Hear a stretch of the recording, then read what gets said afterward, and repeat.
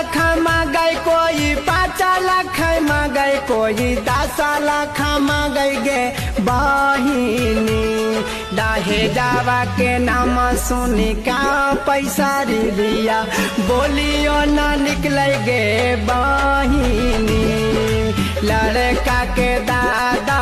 इतना बेदरा विदा रदियो ना बुझे गे बहिनी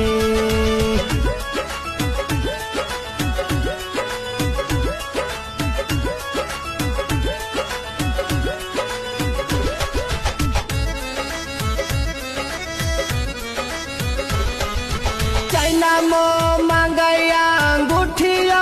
मांगे हीरा होंडा वो मांगे गे बहिनी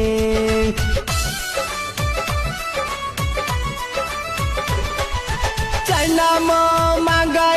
अंगूठिया मांगे हीरा होंडा वो मांगे गे बहिनी पीतल सेट बर्तन पर चांदी के कटोरा वो मांगे गे बहिनी तानी को न लाज शरमिया न लगे फरमाइशा वो करे गे बहिनी तानी को न लाज शरम